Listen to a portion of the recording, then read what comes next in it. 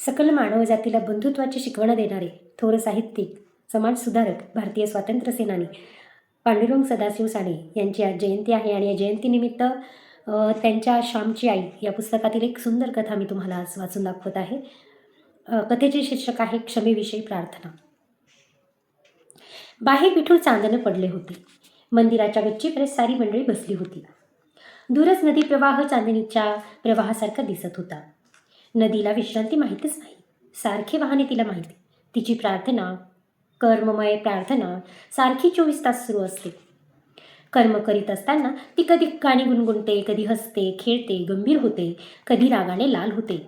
नदी म्हणजे एक सुंदर आणि गंभीर गूढ आहे. श्याम त्या नदीकडे पाहतच उभा होता. सृष्टी सौंदर्य श्यामला वेडे करत असे.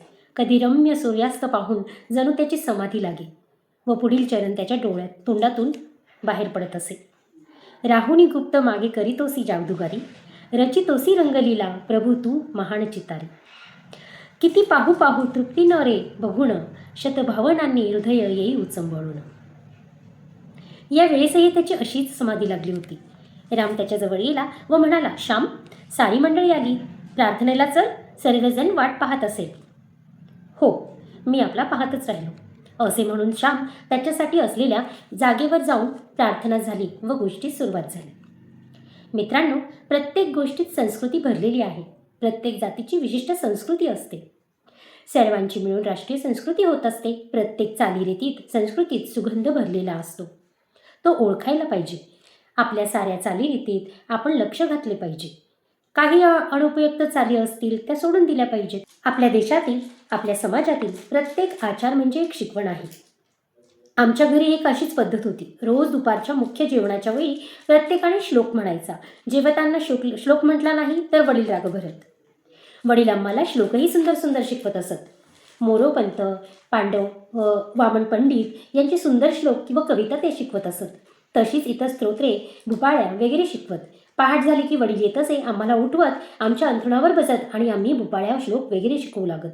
आम्ही अंथरुणातच गोधड्या पांघरून बसत असू. माझ्या लहानपणी आमच्याकडे ब्लँकेट नव्हते. गोधडी, पासोडी किंवा आईची चौघडी हेच आमचे पांघरून अंथरुण असायचे. गणपतीची, गंगेची वगैरे भुपाळ्या वडील शिकवत असत. कानी कुंडलाची प्रभा, चंद्र सूर्याचे सिनभा, हे चरण आजही मला मधुर वाटत. वक्रतुंड महाकाय, शांताकारा वसुदेव सुतम देवम, कृष्णाय वासुदेवाय श्लोक ते आम्हाला शिकवत. हे श्लोक आम्हाला लहानपणी पाठ असे. रोज एखादा नवीन श्लोक शिकवायचे. वडील नुसते तोंडपाठ नसत करून घेत तर अर्थही सांगायचे.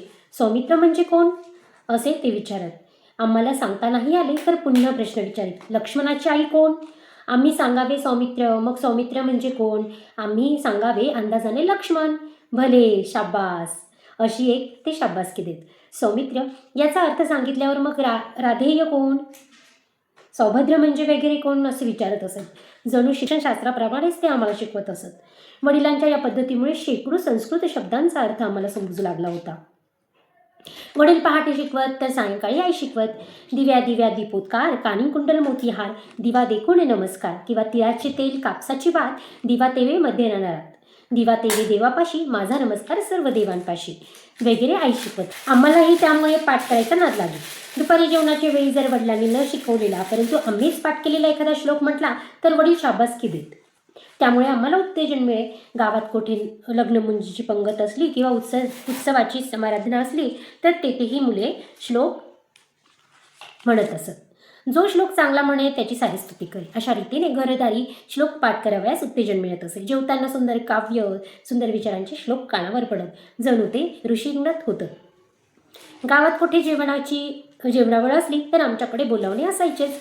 आमच्याबरोबर वडीलही आलेले असतील तर ते श्लोक म्हणावयास आम्हास मानेने किंवा डोळ्याने इशारा देत व आम्ही लगेच म्हणत असू. मला श्लोक जरी चांगले व पुष्कळ येत होते तरी पंक्तीत मी लाजत असे. मला आवाज फारसा चांगला नव्हता व सभाधितपणाही नव्हता. लहानपणापासून मी समाजाच्या टीकेला भीत असे. मी लाजाळू पक्षी आहे. अजूनही फारसा माणसाळलेला झालो नाही बरं. मी लगेच कावराबावरा होतो. श्लोक म्हणत असता कोणी हसला किंवा टीका केली तर मला खूप वाईट वाटे. परंतु वडील जवळ असले त्या मुकाट्याने म्हणावयास लागे. तेथे काही गत्यंतरच नसे. त्या दिवशी गंगूआप्पा लोकांकडे समाराधना होती. आमचा फार घरोबा आमच्याकडे आमंत्रण होते. माझे वडील परगावी गेलेले होते. दुसऱ्या घरी जेवावयास जाण्याची मला लहानपणापासूनच लाज वाटत असे. परंतु कोणीतरी गेलेच पाहिजे होते. हजेरी लागलीच पाहिजे. नाहीतर उर्मटपणा, माजोरीपणा दिसला असता. त्यांचे मन दुखवले असते. वडील घरी नसल्यामुळे माझ्यावर जेवावयास जायची पाळी आली. सारी मंडळी आल्यावर पानप्रोक्षण झाले व हर हर महादेव म्हणून मंडळी जेवावयास बसली. मी मुकाट्याने जेवत होतो. श्लोक म्हणायला सुरुवात झाली. मुलांनी श्लोक म्हणण्याचा सपाटा लावला. कोणाकोणाला शाबासकी मिळत होती. बायका वाढीत होत्या. एखाद्या बाईचा मुलगा पंक्तीत जेवत असला तर ती त्या मुलाला विचारे, बंड्या श्लोक म्हटलास का? म्हण आधी. श्लोक म्हणजे सदाचाराचं व भूषण मानलं जायचं. श्याम श्लोक म्हण रे. तुला काही तर किती छान श्लोक येतात. मला आग्रह होऊ लागला. मला लाज वाटे. म्हणण्याचे धैर्य होईना. इतरांच्या म्हणण्याकडे मी लक्ष दिले नाही. एक मुलगा सर्वांचे जेवण होण्याआधीच उठला. त्याच्यावर सर्वांनी तोंडसुख घेतले. आधी उठणे म्हणजे पंक्तीचा अपमान असेल असं समजण्यात येईल. जेवणे झाली. सर्व मंडळी उठली. मी सुपारी खात नव्हतो. वडील फार रागवत सुपारी खाल्ली तर. विद्यार्थ्याने सुपारी विड्या खाऊ नये अशी त्यांची चाल होती. घरी आलो. शनिवार असल्यामुळे 2 प्रहरी शाळेला सुट्टी होती. आईने विचारलं, काय रे होते जेवायला? भाज्या कसल्या होत्या? सारी हकीकत मी आईला सांगितली. आईने विचारलं, श्लोक म्हटलास की नाही? आता काय उत्तर देणार? एका खोट्यास दुसरे खोटे, एक खोटे पाऊल टाकले की दुसऱ्या वयास सारावायला दुसरे खोटे बोलण्यास पाऊल टाकावे लागते. पापास पाप वाढवित असते. दृढमूल करीत असे. आईला मी खोटेच सांगितले. श्लोक म्हटला. आईने पुन्हा विचारलं, कोणता म्हटलास? तो म्हटलेला लोकांना आवडला का? मी पुन्हा खोटे सांगितले. नेत्री 2 हिरे प्रकाश पसरे हा श्लोक म्हटला. माझ्या वडिलांना हा श्लोक फार आवडत असे व तो आहेही तसाच गोड. मी सारा म्हणून दाखवू का? नेत्री 2 हिरे प्रकाश पसरे अत्यंत ते साजिरे. माथा सिंदूर पाझरे वरी वरे दुर्वांकूचे तुरे. माझे चित्त वीरे मनोरथ पुरे देखोनी चिंता हरे. गोसावी सुत वासुदेव कविरे त्या मोरयाला स्मरे. मी आईला हे सारे खोटेच सांगत होतो. तोच शेजारची मुले आले. एकमेकांच्या खोड्या करायच्या. एकमेकांची उणी पाहावयाची. एकमेकास मार बसवायचा हा मुलांचा स्वभावच असतो. शेजारच्या बंड्या व बण्या बासू सारे आले. आईला म्हणाले, यशोदा काकू तुमच्या सामन्यात श्लोक नाही म्हटला बरं. सारी त्याला म्हणमण म्हणत होते परंतु याने म्हटलाच नाही. श्यामनेच मला शिकवलेला भरुणी गगनताटी शुद्ध नक्षत्र रत्ने तुम्ही म्हटला आणि मला शाबासकी मिळाली असे वासुदेव म्हणाला. गोविंदा म्हणाला, असा येता देख रथ निकट तो श्यामलहरी हा मी म्हटला व नरसू अण्णांनी मला शाबासकी दिली. आई म्हणाली, श्याम मला फसवलेस, खोटे बोललास. श्लोक म्हटला नाहीस आणि मला म्हणतो श्लोक म्हटला म्हणून. वासू म्हणाला, श्याम केव्हा रे म्हटलास? बड्या, अरे त्याने मनात म्हटला असेल. तो आपल्याला कसं ऐकू येईल? बंड्या म्हणाला, पण देवाने तो ऐकला असेल ना. मुले माझी थट्टा करीत निघून गेली. मुले म्हणजे गावातील न्यायाधीशच होते. कोणाची काही लपूस देत नव्हती. गावातील सर्वांची बिंगे चव्हाट्यावर आणायची. वर्तमानपत्रेच होती ती.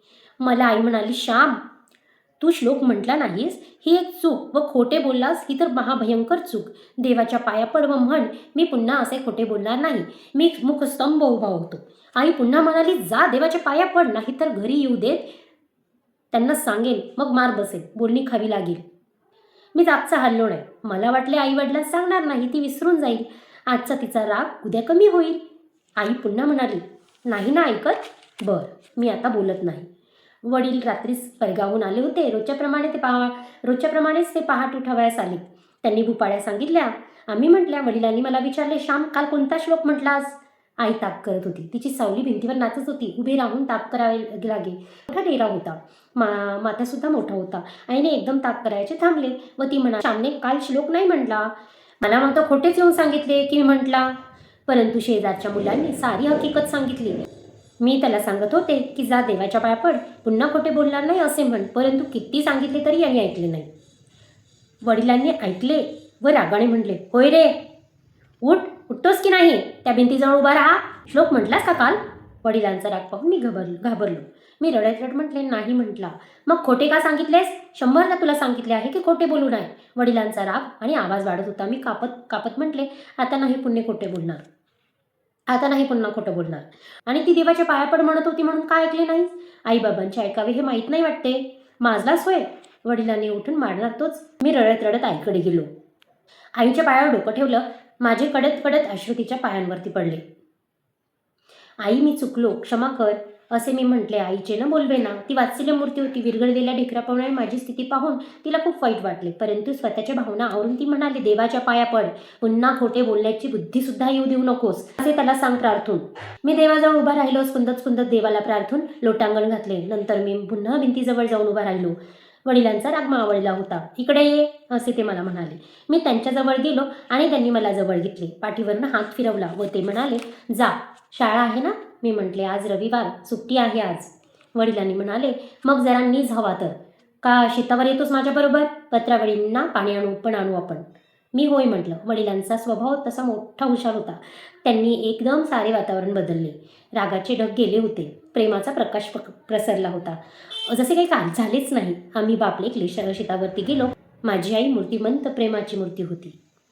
ती प्रत्येक वेळी वेळ प्रसंग ती कठोर होत असे. तिच्या कठोरपणातच खरे प्रेम होते, खरी माया होती. कधी कठोर प्रेमाने तर कधी गोड प्रेमाने आई मला शिकवायची. या श्यामाला आम्हा सर्वांना ती वागवत होती. कधी ती प्रेमाने थोपवीत होती तर कधी रागाने थोपटी. दोन्ही प्रकारांनी ती मला आकार देत होती.